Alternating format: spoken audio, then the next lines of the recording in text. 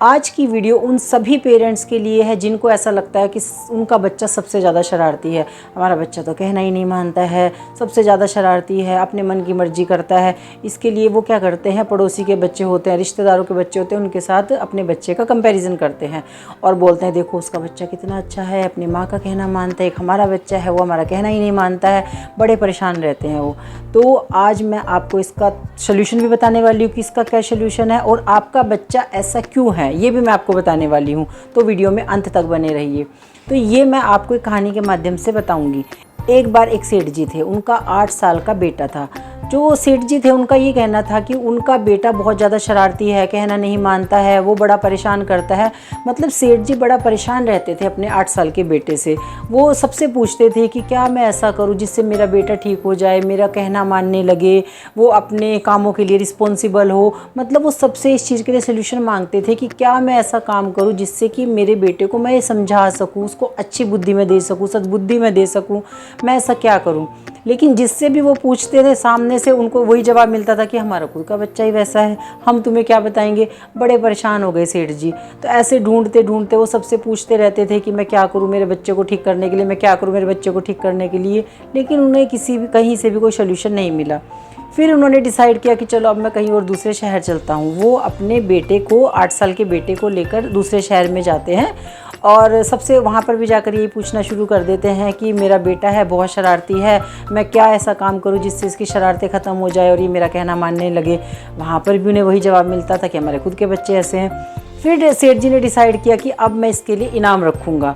तो सेठ जी ने एक थैले में 1 लाख रुपए रखे कि जिससे कोई भी इंसान मुझे बताएगा कि अगर मेरा बच्चा शरारती है मैं उसको ठीक करने के लिए क्या करूँ, अगर कोई मुझे इसका सल्यूशन बताएगा तो मैं उसको ये 1 लाख रुपए दे दूँगा। सेठ जी को ऐसा लगता था कि शायद कोई लालच में आकर इसका कोई मुझे सल्यूशन बताएगा। तो पैसे लेकर और बेटे को साथ लेकर वो घूमते रहे, लेकिन इसका तो कहीं सल्यूशन उनको मिला ही नहीं। ढूंढते ढूंढते बड़ा परेशान हो गए। तब उन्हें एक आदमी मिलता है।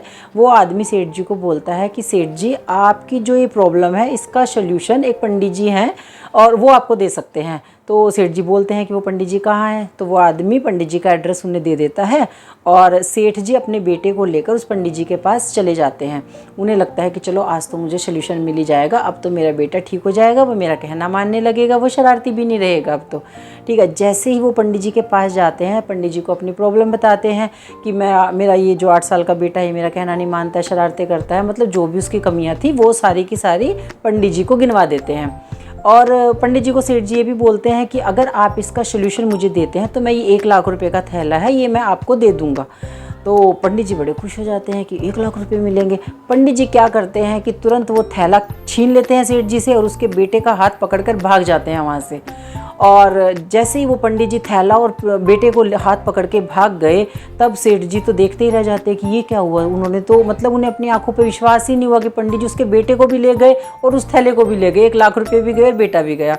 अब तो सेठ जी की हालत ख़राब। सेठ जी रोने लगे कि जैसा भी था मेरा बेटा तो था, उसको भी लेकर चले गए, पैसे ले जाता, मेरे बेटे को तो छोड़ जाता, पैसे की तो कोई बात नहीं थी। मतलब अब उन्हें पैसे का दुख नहीं था कि 1 लाख रुपया चला गया, अब उन्हें दुख था कि उनका जो वो शरारती नालायक जो बच्चा था वो भी हाथ से चला गया, उसका उन्हें बहुत ज़्यादा दुख हो रहा था।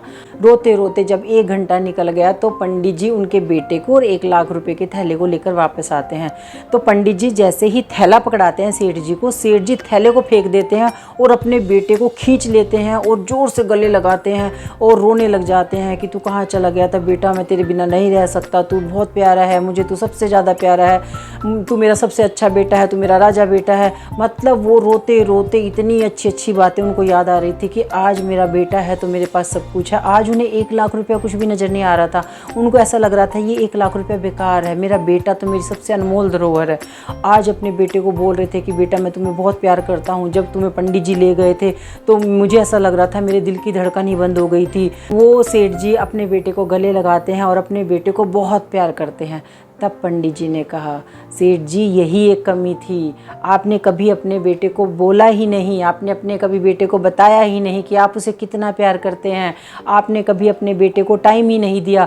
आप इन पैसों को कमाने के लिए दिन रात भाग रहे थे, आपका बच्चा अकेला था, उसे कोई और नज़र नहीं आता था, तो वो क्या करता, वो शरारतें ही करता।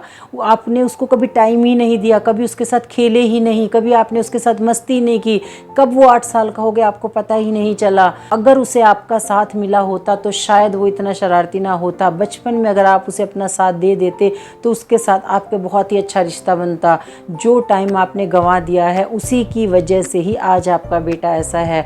तो आज मैं आपको इसका सलूशन यही बताता हूँ कि अगर आप चाहते हैं आपका बच्चा अच्छा बच्चा बने, आपका कहना माने, शरारतें ना करें, तो आपको अपने बच्चे को टाइम देना ही पड़ेगा। उसके साथ में आपको खेलना पड़ेगा, उसके साथ में आपको मस्ती करनी पड़ेगी, और उसको बुरा बुरा बुरा बुरा जितना आप बोलेंगे उतना ही वो बुरा बनता चला जाएगा। जब आप उसको बोलेंगे कि तुम बहुत अच्छे हो, मैं तुमसे बहुत ज़्यादा प्यार करता हूँ, मैं तुम्हारे बिना नहीं रह सकता हूँ, तो वो अपने आप से ही अच्छा बनता चला जाएगा। जितना आप बोलते चले जाएंगे कि तुम शरारती हो, तुम नालायक हो, उतना वो ज़्यादा शरारती और नालायक होता चला जाएगा।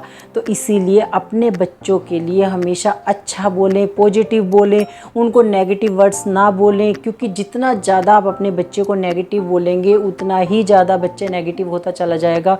जितना ज़्यादा आप उसके लिए पॉजिटिव बोलेंगे, जो उसकी अच्छी आदतें भी तो होंगी ना कुछ अच्छी आदत तो हर बच्चे के अंदर भी होती है, उसको अप्रिशिएट करें। जितना ज़्यादा आप उसे उसकी अच्छी बातों के लिए अप्रिशिएट करेंगे उतना ज़्यादा वो और अच्छे काम करेगा। आपके साथ भी ऐसा होता है ना, जब आप कोई अच्छा काम करते हैं और कोई आपकी तारीफ़ करता है तो आपको बड़ा अच्छा लगता है, आपका मन करता है कि अगली बार फिर मुझे इससे अच्छा करना है। ऐसे ही छोटे बच्चों का होता है, जितना ज़्यादा हम उनको अप्रिशिएट करते रहेंगे, उनकी तारीफ़ करेंगे अच्छी बातों के लिए, उतना ज़्यादा वो और अच्छे बनते चले जाएंगे, और जितना ज़्यादा हम बुरा बुरा बुरा बोलते रहेंगे वो उतने ही बुरे बनते चले जाएंगे। तो आज इस कहानी से आपको यही सीखने को मिलता है कि बच्चे हमेशा सबके अच्छे ही होते हैं, किसी के बच्चे खराब नहीं होते हैं। वो सुना है ना, अपने मिट्टी होती है उसको कुम्हार एक शेप देता है, तो कुम्हार तो हम पेरेंट्स ही है ना। अपने बच्चे को हम क्या शेप देते हैं ये हमारे हाथ में है। तो हमें अपने बच्चे को अच्छी शेप देनी है, अच्छी परवरिश करनी है। और ये टाइम ना मैं आपको बताऊं कैसे ऐसे उड़ जाता है, चुटकियों में उड़ जाता है। कब आपका बच्चा 1 साल का है, कब 5 साल का हुआ, कब 10 साल का हुआ, पता ही नहीं चलता है। कब बच्चे हमसे भी लंबे हो जाते हैं। तो अपने इस टाइम को एंजॉय करें, बच्चों के साथ एंजॉय करें जितना आपके पास टाइम है। देखिए पैसा कमाना बहुत ज़रूरी है, अपने परिवार के लिए हर आदमी पैसा कमाता है, लेकिन थोड़ा थोड़ा टाइम ना अपने लाइफ पार्टनर को दें, थोड़ा सा अपने बच्चों को दें। ये जो खुशियाँ अब आप इकट्ठी कर लेंगे ना, ये बाद में आपको याद आएंगी। और अगर आप कभी मतलब पैसा कमाने में ही लगे रहेंगे, हम मशीन की तरह काम करते रहेंगे, तो जो हम ये पल छूट जाएंगे ना हमसे, फिर हमें उसके लिए बड़ा पछतावा होगा। तो मैं हर पेरेंट्स से यही कहना चाहती हूँ कि हमेशा अपने बच्चों को अप्रिशिएट करें, जो भी उनके अंदर अच्छी आदतें हैं। कभी उनको सारा दिन ये मत बोले तुम तो ऐसे हो, तुम तो वैसे। उनकी कमियाँ सारा दिन ना गिनाएं, उनके साथ अच्छे से टाइम स्पेंड करें, उनके साथ खेलें, जो उनको अच्छा लगता है वो उनके साथ करें। बाकी आपकी क्या राय है कमेंट सेक्शन में ज़रूर बताएं। वीडियो पसंद आया तो वीडियो को लाइक ज़रूर करें, और हाँ, चैनल पर नए हैं तो पहली बार अगर आप आए हैं तो चैनल को सब्सक्राइब करें बिना बिल्कुल ना जाएँ, और सबके साथ में वीडियो को शेयर करें। Thank you so much.